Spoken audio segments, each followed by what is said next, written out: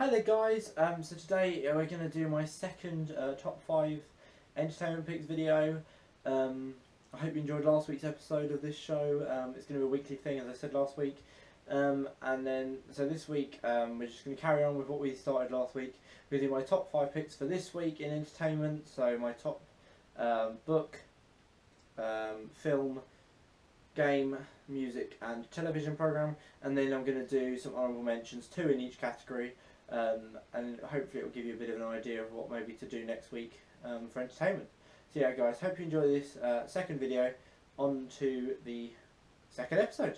What I'm really needing now is a double shot of Crown. Chase that disco ball around till I don't remember. Go until they cut me off. Wanna get a little lost in the noise, in the lights. Hey bartender, pour 'em hot tonight. Okay, so you've just seen my title sequence again. Maybe I should have explained this last week at the beginning of the videos, but I forgot to mention it. The song that you've just heard over the title sequence is a song from my album of the week, and it will be for every episode. So I will tell you which song you've just heard, or what snippet of which song you've just heard a snippet from when I do the albums. So yeah, that will be really good. Hopefully you'll start to enjoy you'll get to know some more of the songs as we go along throughout the series. Okay, so on to the first category then. So books is my first category. Now my book of the week this week came from my honourable mentions last week, and it's been upgraded. So it's got a promotion. So this book is Gay by James Dawson. Last week was one of my honourable mentions, and in the book category, and this week it has stepped up into #1 spot because I've almost finished reading it. I've been reading it the whole week, and I've been laughing out loud at the hilarity of his writing. And just been really interested to see what he's got to say on, like, loads of different aspects of being LGBT in the modern day communities, and how difficult I've been able to appreciate how difficult it is for some young people living in this world as they identify as LGBT. So yeah, that's really good. James Dawson, this book is Gay. Really recommend reading it, guys.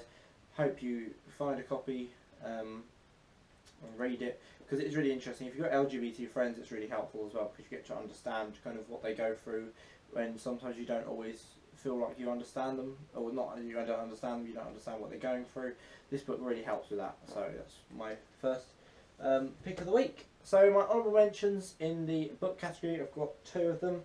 Now this first one is one from my history class. So Charlie, and my history teacher, keeps going on about wider reading, and she gave us an extract from this book the other day, which is called The Crusades Through Arab Eyes by Amin Maalouf. It's a really interesting book. I got it out of the college library, my college library, on Wednesday, sorry. And I've been reading it. I've only read a few chapters so far, but it's been really interesting to read. It's kind of it's obviously from the point of view of the Muslims as opposed to the point of view of the Crusaders, which is what most of the sources we get are. Because it's more Christian orientated sources, but this is quite a good one for reading Muslim side of things. So yeah, it's kind of behind the scenes almost. You don't just see the victories, you see why they won, you see kind of how it affected the Muslims and how they felt afterwards, and how they were how they lost really the first crusade. And I haven't got to the second crusade bit yet, but it'd be quite interesting to read it. So yeah, I really recommend reading that, guys, in my history class, or anyone who's interested in history at all, or just interested in quite an interesting read. It's quite easy to understand most of the time. Yeah, it's a really good book. And finally then, in the book category, if you watched last week's video, you'll know that I watched The Golden Compass last week. It was my film of the week. And this week my second honourable mention is The Northern Lights, which is the first book in his Dark Materials trilogy, which was the book that The Golden Compass was adapted from. So I haven't watched The Golden Compass. My fascination and my love of this series was I remembered my love of this series, and I've got all 3 of the books, but this is the first one. So if you haven't read them, they're really good. They're it switches between several universes, but it's a really good adventure story. It's a really good morale it's really got really good morals to the story. It's just a really good book. That's by Philip Pullman. Sorry, should have mentioned that before. If I didn't, sorry. So yeah, it's just a really good book. There's 3 books. So this is the first one, Northern Lights. The second one is The Subtle Knife, and the third one is the Amber Spyglass. So on to the next category then, my films category. Now my film of the week I haven't got, it was on at Christmas, it's been on before Christmas, and it's an adaptation of an Inspector Calls by J.B. Priestley. It was on TV, on BBC One I think, and it starred David Thewlis as Inspector Gall, and it was just a really good adaptation. I felt they got the mystery and the drama and the sadness and everything was really good, and it mixed really well together, and the actors were brilliant. Miranda Richardson as Mrs. Burling was particularly good. She was really good at that part, and I really enjoyed watching the film in general. So my two honourable mentions for the film category. My first one is this. So a lot of you might have seen this when you were younger and probably haven't watched it in years. I still watch it because I really like it. So it's the Thunderbirds, the movie. Now, the final episode of Thunderbirds Go was on yesterday morning on ITV1, and the plot of the final TV episode was pretty much similar to the film, in which the Hood takes over Tracy Island from the Thunderbirds and tries to basically get rid of international rescue. But it just got me thinking about the film and maybe want to watch it again, so I will watch it again possibly over the next week or so. Maybe not, maybe in the February half term, I don't know yet. But yeah, it's just a really good movie. I recommend watching it. And finally then, in the film category, is this. You might not be able to see this because it's quite annoying writing, but yeah.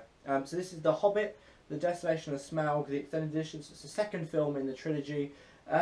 I've been watching some of the special features on it recently because it's got over about 9 hours of special features. It just comes out like that. It's got 5 discs in it. Inside, in fact, I might show you that quickly because it's quite impressive. So yeah, we've got this, comes open like that, and we've got the 5 discs in there.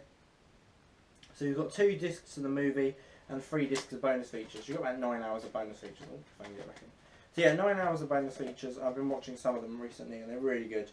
I really recommend the extended editions if you haven't got any of them, or if you're watching them for the first time, because the extended editions give you more film and they give you a lot more insight into how they're made. So yeah, they're really good, the extended versions. I've got the extended versions actually on my cabinet up here. I've got the extended edition of the first Hobbit film, and I haven't got the third one yet, but I'm going to get it at some point, and the whole Lord of the Rings trilogy as well. So it's Fellowship, Two Towers and Return of the King. So yeah, it's all on my shelf of DVDs. Okay, so on to the games then. So my game of the week this week, it's another upgrade and promotion. It was on my honourable mentions. Is the Wii Fit. So I was on it just about an hour ago. Now it's telling me that I've been putting on weight again. I mean, I lost the weight apparently, according to this, at the beginning of last week. So after my video on the Tuesday and the Wednesday, sorry, it told me I lost weight. And then today it's telling me I've put on weight again, so I'm a bit upset or a bit annoyed that it's telling me that. But I think it's either because I didn't go on it yesterday, or whether it's where I position it or the board. I don't know. But either way, it's still good. It's really enjoyable to play. But yeah, that's the Wii Fit.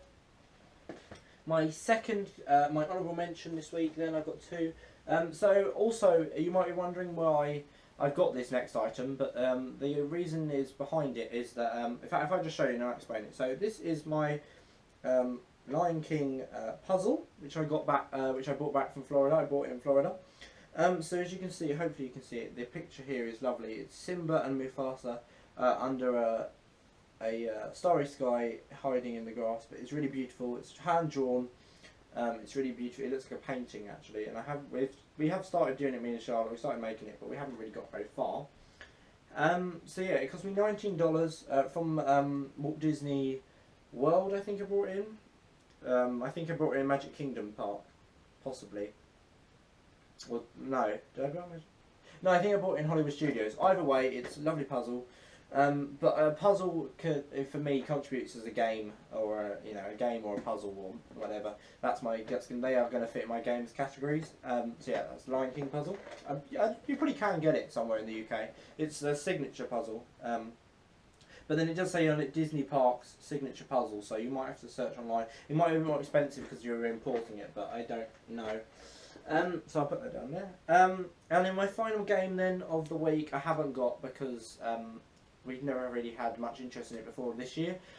So me and Charlotte have really got, me especially have really got, I especially, sorry, have got into playing the game Twister.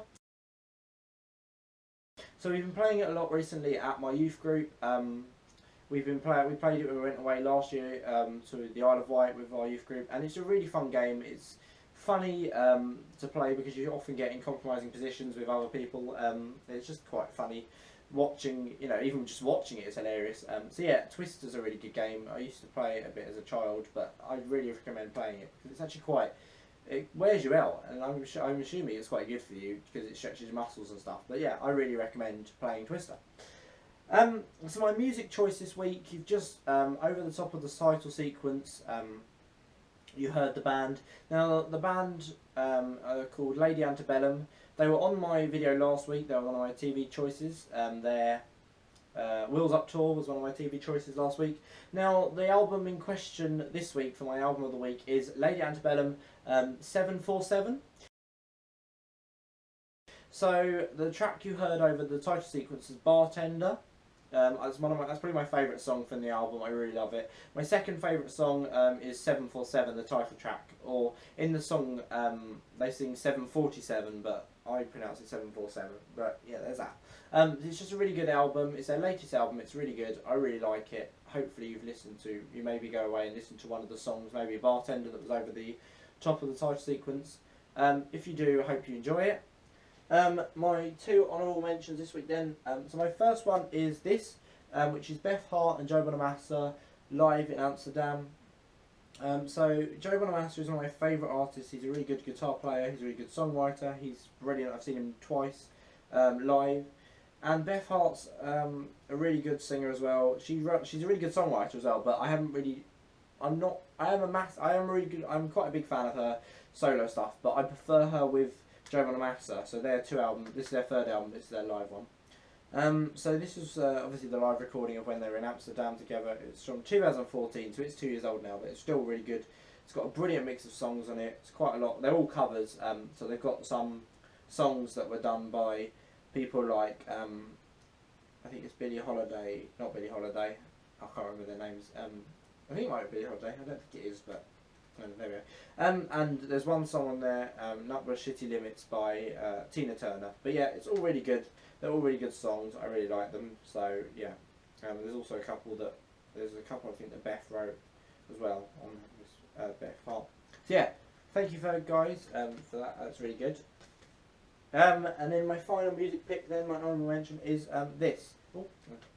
So this is Katy Perry, One of the Boys. So it's Katy Perry's first album, all the way from 2008. So that's 8 years ago now. I was 8 when it first came out, or 9. So yeah, I had a throwback week this week really with this album because I've forgotten how good it was, and I've listened to it twice this week, and it's just a really good album. I really like this album. It's quite good. One of the songs, I think it's the fourth track, Thinking of You, is beautiful. It's really good. I recommend a listen to the whole album because it's just a really nice album. All three of her albums are good, but yeah, that was my throwback album of the week. And on to my TV category. So the TV category, I'm going to have to insert all of the pictures afterwards because I don't own any of them because they're currently on TV, and I probably won't own any of them either. But so my 3 picks this week. My top pick was on last night on. No, it wasn't. It was on Friday night on Sky One. It was Stanley's Lucky Man. So it stars James Nesbitt as Harry. I can't remember his last name, but it's really good. It's kind of a police drama mystery. It's really good. It's quite action packed. James Nesbitt is brilliant, and it's just a really good drama overall. I recommend it. Or everything I recommend. That's why I'm telling you. That's why I'm doing the video really.